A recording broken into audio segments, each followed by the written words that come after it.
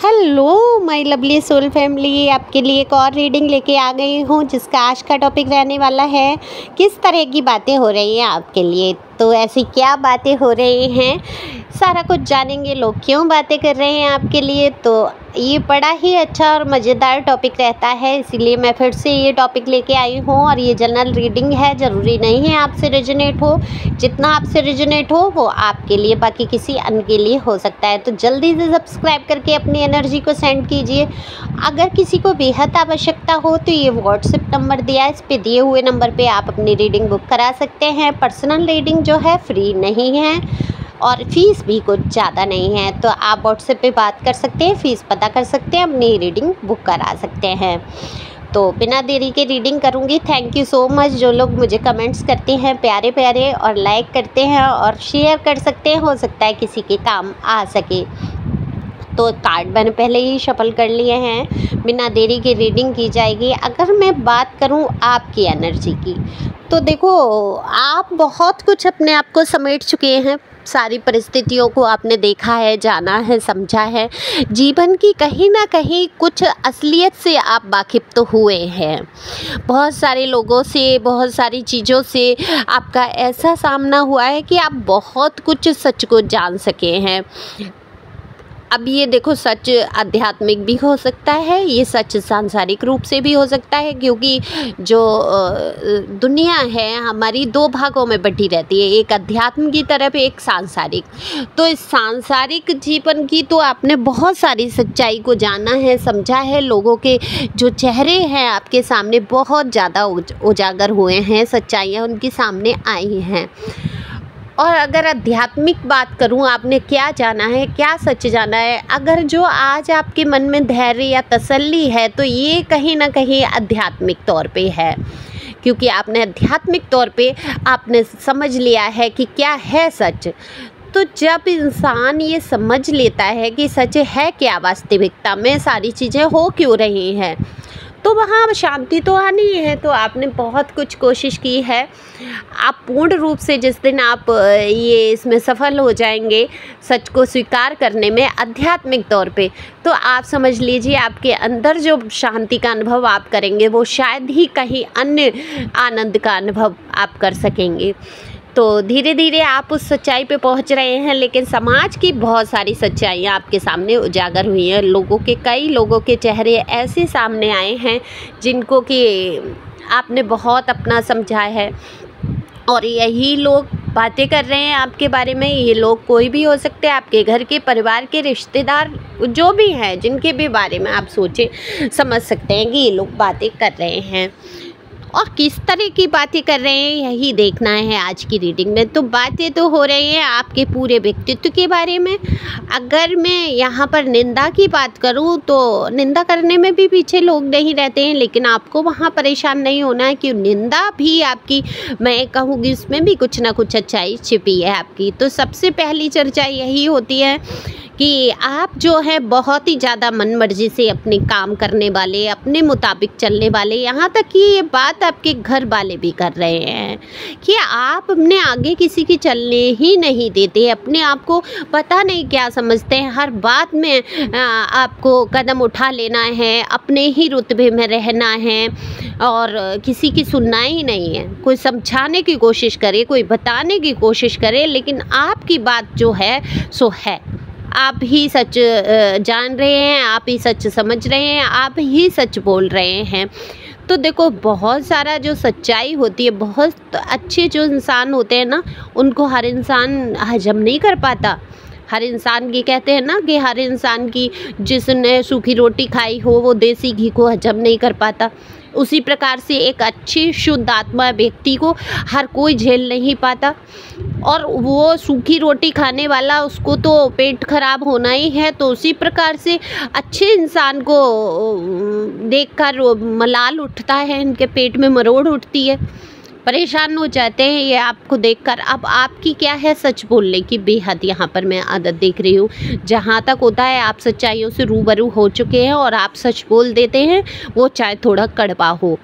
तो ये कड़वा सच पचाना इन लोगों को मुश्किल है। जहाँ तक है मैं ये देख रही हूँ, घर में आप बोलते हैं, निश्चित तौर पे अपनी बातों को रखते हैं, लेकिन आपको लगता है कि जहाँ नहीं समझ रहे हैं लोग वहाँ पर आप चुप हो जाते हैं। तो जब जहाँ चुप हो जाते हैं आप, तो इन लोगों को ऐसा लगता है कि आप अपनी मनमर्जी चला रहे हैं, इनकी सुन नहीं रहे हैं, इसलिए आपको उत्तर नहीं दे रहे हैं, अपने ही दिमाग से चलना है आपको। अब ये देखो, ये तो सच है कि अपने दिमाग से ही हर इंसान चलता है। दूसरों की सलाह लेना ठीक है, हमने कोई कार्य हम करने जा रहे हैं, अगर हमसे बड़े बुजुर्ग हमें बता रहे हैं, उनका अनुभव है पहले से, तो हमें सुनना चाहिए, समझना चाहिए, उस दृष्टिकोण को थोड़ा सा अपनाना भी चाहिए। लेकिन आप रिस्क नहीं लेंगे, जीवन में आगे बढ़ेंगे ही नहीं अपने बलबूते, तो आगे कैसे आप अपने पथ को निर्धारित कर पाएंगे। तो यही आपके साथ है, आपकी सोच ऐसी है कि होगा सो देखा जाएगा, पहले ये काम कर लिया जाए, पहले ये बात पूरी हो जाए, पहले ऐसा मैं कर लूँ। तो उत्साह बहुत है आपके अंदर, तो उस चीज़ को सब मर्जी कह लेते हैं, आपको कह देते हैं कि आप बहुत जल्दबाजी में कदम उठा लेते हैं, कोई भी काम है बिना सोचे समझे कर बैठते हैं। इस प्रकार की बातें आपके बारे में होती रहती हैं। वहीं अगर मैं बात करूं अच्छाई की आपकी, ये तो थोड़ा निगेटिव में कह लूँ, लेकिन ये इसमें भी आपकी अच्छाई छिपी है। देखो, अगर देखा जाए तो इसमें बुरा नहीं मानना है आपसे अगर कोई इस तरीके से कहता है, हो सकता है शब्दों का हेर फेर अलग हो। देखा जाए तो अच्छा है ना कि जीवन में टाइम किस पे है, पता नहीं कब मृत्यु आ जाए, कब क्या हो जाए। जो करना है वो करो। जो एक कहावत भी है कि कल करे सो आज कर, आज करे सो अब, पल में प्रलय होते है, कुछ ऐसे करके है ना, उसको पूरा करना है ना, तो काम करेगा कब, कुछ ऐसे ही है। मैं कहावतें मुझे आती बहुत है, पर पता नहीं आदि कहाँ गायब हो जाती हूँ, उसके लिए क्षमा करें। तो भूल जाती हूँ मैं भी रीडिंग करते करते कि कहावत थी क्या पूरी। तो यहाँ एनर्जी पे ज़्यादा ध्यान रहता है मेरा। तो एनर्जी आपकी सच पूछिए तो गजब की एनर्जी है, एनर्जी से भरे हुए हैं आप। एक उत्साह, उम्र कोई भी हो आपकी, लेकिन आज जो मैं उत्साह देख पा रही हूँ आपके अंदर, वो किसी कम उम्र से के व्यक्ति से कम, पर्सन या पर्सनी, मेल फीमेल, यहाँ जो भी आप देख रहे हैं, आपको पता है कि आपका जेंडर क्या है, ओके, अपने हिसाब से सुन सकते हैं। तो उत्साह आपके अंदर कम नहीं है, कुछ कर गुजरने का जज्बा आज भी आपके अंदर बरकरार है। तो ये जज्बे से हारना नहीं है, और ये जज्बा ही तो जगाना होता है अपने अंदर, तब सारी समस्याओं से बाहर आ पाते हैं। जिसने ये जज्बा जगा लिया अपने अंदर कि मुझे कुछ करना है जीवन में, जिसने ठान लिया कि मुझे, मेरी लाइफ है, मुझे कुछ करके दिखाना है, मैं अपने रास्ते खुद चुनूंगा, और वो अच्छे रास्ते अगर आपने चुन लिए तो आपके जीवन में परेशानी, कठिनाइयाँ ज़रूर आएंगी, लेकिन आपके जीवन में जो सुख, जो शांति का आप अनुभव करेंगे, वो शायद ही कहीं प्राप्त होगा। तो ये रही आपके मन की बात, ये रही आपकी एनर्जी की बात। तो इसी बात की आपकी लोग बात करते हैं। तो यहाँ पे जो जल्दबाजी जो है वो उत्साह से जोड़ के देखिए, मनमर्जियों को आप अपनी समझ से जोड़ के देखिए कि बिल्कुल समझदारी से आप यहाँ पर काम लेते हुए बढ़ते हैं आगे। और अब ये तो सोच है लोगों की, देखो अपना अपना मुद्दा होता है, अपनी अपनी सोच होती है, वो क्या सोचते हैं उनकी अपनी राय होती है।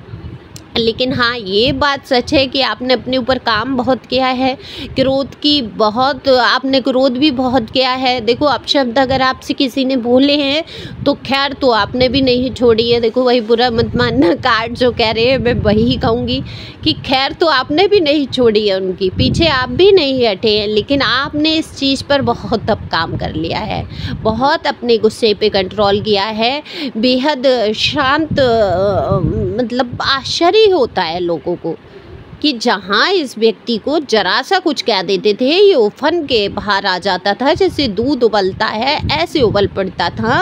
बात बात पे इसको गुस्सा आता था कि आज इसको क्या हुआ है, इतनी शांति इसके अंदर आ गई, इतना धैर्य आ गया है इस इंसान को, जीवन में कभी परेशानी ना हो, डरता था ये परेशानियों से, और इसने कितनी परेशानियाँ झेल ली, और उन परेशानियों को लगता नहीं था कि ये व्यक्ति झेल जाएगा। ऐसी ऐसी समस्याओं से जूझ गए आप, और उसको देखकर बड़ा आश्चर्य करते हैं लोग सच में कि आपने उस टाइम पे क्या हिम्मत रखी, क्या आपने ऐसा किया, किस तरीके से आप समस्याओं से बाहर आए, ये बात लोग जान लेना चाहते हैं। इस विषय में बहुत चर्चा होती है। आपकी जीवन की कोई देखो कहानी तो है, यहाँ पर मैं देख रही हूँ कुछ भी ऐसी कहानी बनी है जिसके बारे में चर्चाएं हैं। देखो या तो आपकी सेकंड मैरिज है या मैरिज में ही कोई प्रॉब्लम आई है और सेकंड मैरिज को भी लेकर अच्छा कुछ नहीं चल रहा है, या उसमें भी आपके विवाद हैं। तो काफ़ी कुछ लोगों को ऐसा लगता है